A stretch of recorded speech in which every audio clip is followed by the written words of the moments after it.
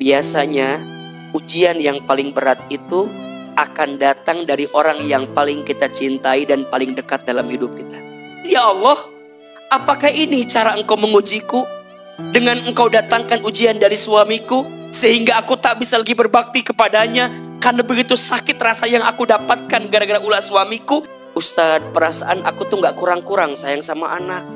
Tapi kenapa ya Ustadz, ujian tuh malah datang dari anak kita yang kita keluarin banyak effortnya buat dia. Bunda gak usah khawatir, kebaikan Bunda waktu itu akan Allah ganti.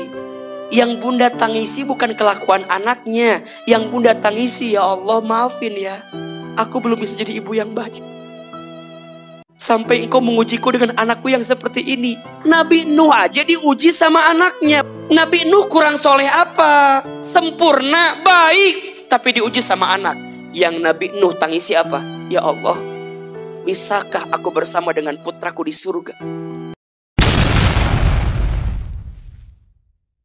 Kalau Bunda, Teteh, sayang, hidupnya ingin lebih baik, syaratnya harus apa?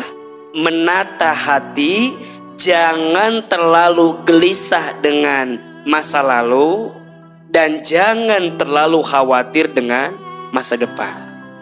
Kenapa AA? Orang yang masih menghidupkan masa lalunya untuk hadir saat ini, biasanya orang yang tidak akan bisa menemukan kebahagiaan. Apalagi jika yang dihidupkan adalah rasa sakit, rasa kecewa, rasa marah dengan keadaan. Ahilman gak tahu pasti ya, tapi boleh jadi di antara Bunda ada yang punya masa lalu yang gak baik dalam hidupnya. Mungkin ada di antara kita yang punten-punten. Ada yang pernah ngerasain sakit, ada yang pernah luka, ada?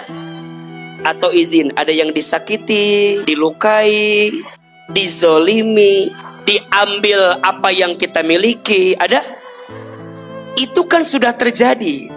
Tapi gak sedikit di antara kita yang masih teringat dengan itu.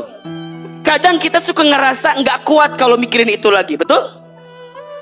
Pengen berusaha untuk berdamai dengan yang sudah terjadi, tapi terlalu sakit lukanya.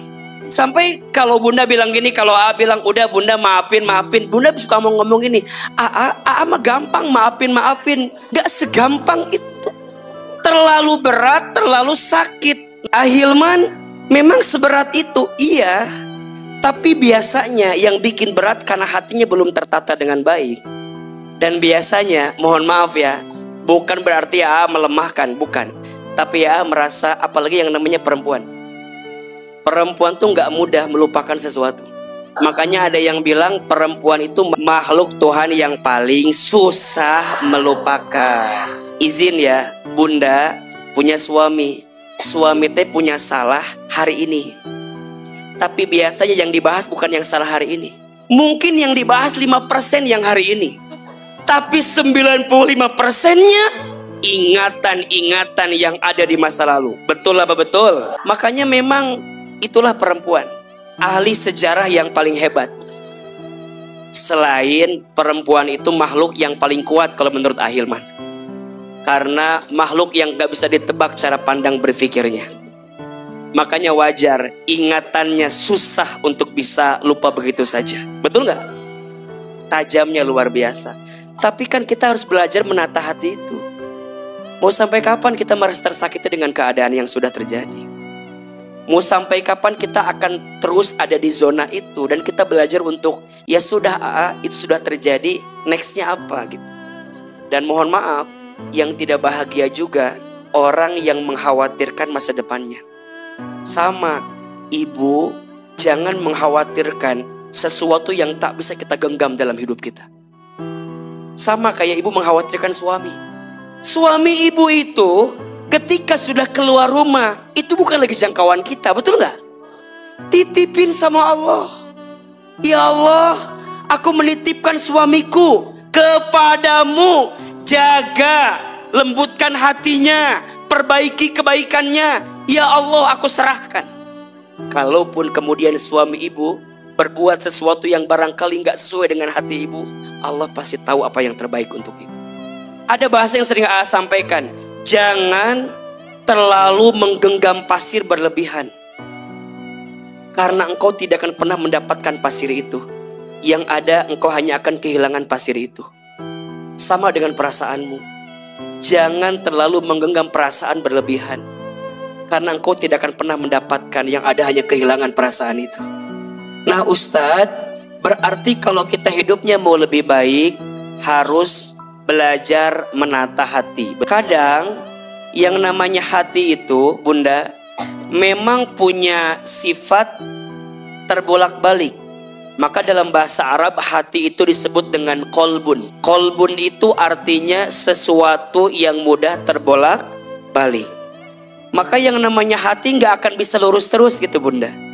Nggak bisa bahagia terus. Biasanya ada bahagia, ada sedih, ada nerima, ada kecewa, ada lapang, ada sempit. Itulah kondisi hati. Makanya sering Ahilman sampaikan, kalau kita sedih itu boleh apa boleh? Kalau kita ngerasa kecewa boleh apa boleh? Sedih itu boleh, yang tidak boleh berlebihan dalam kesedihan. Kecewa itu boleh, yang tidak boleh berlebihan dalam kekecewaan. Kalau itu yang kita hadirkan, mohon maaf, berarti kita menghilangkan posisi Allah di hati kita. Karena terlalu berlebihan ruang di hati ini diisi dengan kekecewaan, kesedihan yang terjadi dalam kehidupan kita. Ustadz, biasanya apa sih yang bikin kita bisa kecewa karena harapan kita? Satu, terlalu berharap kepada manusia. Bunda kecewa sama suami, punten, bukan salahnya suami, tapi salahnya kita yang berlebihan menaruh harapan kepada siapa? Suami. Makanya sering ini Ahilman sampaikan, tidak ada yang menyakitimu, kamu hanya tersakiti oleh harapanmu sendiri.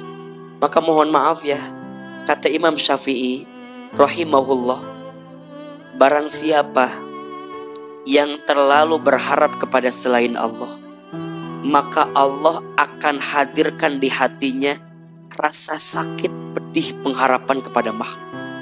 Kenapa? Karena Allah itu maha pencemburu. Maka saat engkau diberikan pedihnya berharap kepada seseorang itu, Allah tuh sedang cemburu sama kita. Allah ambil rasa itu agar kemudian kita kembali kepada Allah Subhanahu wa ta'ala. Maka jangan kaget Bunda sayang, Teteh sayang. Biasanya kita itu akan diuji sama sesuatu yang paling dekat dan paling kita cintai dalam hidup. Biasanya ujian yang paling berat itu akan datang dari orang yang paling kita cintai dan paling dekat dalam hidup kita. Maka jangan kaget, Ustadz, kenapa ujiannya di situ? Iya, karena selama ini engkau terlalu melekat dengan orang itu, sehingga membuat hatimu jauh dari siapa? Allah. Maka sama Allah dibuat hatimu sakit dengan pengharapan itu, karena mungkin selama ini kamu lupa dan jauh dari Allah. Yang bikin orang kecewa, satu, karena apa? Terlalu berharap kepada manusia.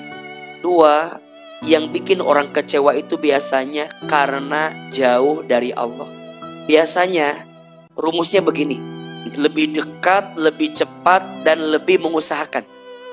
Jadi kalau Bunda kepada siapa yang lebih cepat, kepada siapa yang lebih dekat, dan kepada siapa yang lebih diusahakan karena cinta itu, maka biasanya itu yang akan menguji kita. Harusnya yang lebih cepat, lebih dekat, lebih diusahakan itu siapa? Allah. Kalau diganti bukan Allah, misal karena dunia, karena kerjaan, karena bisnis, karena usaha, karena orang, maka ini semua yang dikejar oleh kita tadi dibanding Allah, maka akan menyakiti kita, ujungnya kecewa dengan kita. Maka izin, kalau urusan dunia Bunda sayang, jangan terlalu cinta berlebihan. Dunia itu mudah menyakitkan. Makanya Bunda kalau nangis gara-gara urusan dunia terlalu sayang. Orang beriman tuh nangisnya jangan karena dunia. Nangisnya harus karena takut ke Allah. Nangisnya karena takut bekal untuk menuju Allahnya kurang. Misal, Bunda ditangisi sama suami. Sayang, ngapain nangisin orang yang nyakitin kita? Bunda disakiti oleh suami, jangan nangisin suami. Nangisinnya apa? Ya Allah, maafin ya, hamba belum bisa berbakti sama suami. Sampai suami bisa nyakitin saya seperti ini. Begitu caranya. Bukan ini mah, Ustadz, kok tega ya suami saya ya? Kok tega ya? Nggak usah. Ngapain nangisin suami begitu? Yang Bunda tangisin, ya Allah, apakah ini cara engkau mengujiku? Dengan engkau datangkan ujian dari suamiku, sehingga aku tak bisa lagi berbakti kepadanya, karena begitu sakit rasa yang aku dapatkan gara-gara ulah suamiku. Itu yang kita tangisi. Sama Bunda yang diuji sama anak, ada nggak? Ustadz, perasaan aku tuh nggak kurang-kurang sayang sama anak. Nyekolahin dari kecil, masukin ke pesantren sampai dia besar. Entah berapa banyak biaya yang aku keluarkan, sekolahin ke sana ke sini. Tapi kenapa ya Ustadz, ujian tuh malah datang dari anak kita yang kita keluarin banyak effortnya buat dia. Shh, Bunda gak usah khawatir. Kebaikan Bunda waktu itu akan Allah ganti. Yang Bunda tangisi bukan kelakuan anaknya.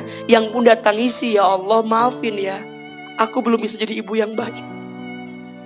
Sampai engkau mengujiku dengan anakku yang seperti ini. Itu yang Bunda tangisi, bukan kelakuan anaknya. Nabi Nuh aja diuji sama anaknya, betul nggak? Nabi Nuh kurang soleh apa? Nabi Nuh kurang baik apa? Nabi Nuh kurang ibadahnya seperti apa? Sempurna, baik, tapi diuji sama anak. Yang Nabi Nuh tangisi apa? Ya Allah, bisakah aku bersama dengan putraku di surga? Jadi yang bikin sedih bukan kelakuan anaknya, tapi bisakah aku menggandeng anakku ke surga? Tapi apa kata Allah? Nuh, dia bukan keluargamu, sehingga jangan sedih kalau engkau berpisah dengan putramu nanti di surga. Jadi kita tuh lebih tegar gitu loh. Kalau kita nangis sama urusan dunia, bedanya kita sama orang yang tidak beriman apa? Terlalu sayang hatimu diisi dengan ruang yang menyakitkanmu. Makanya mulai hari ini Bunda, bahagiakan hatimu. Mudah-mudahan Allah ridho dengan kita semua. Amin ya Rabbal Alamin.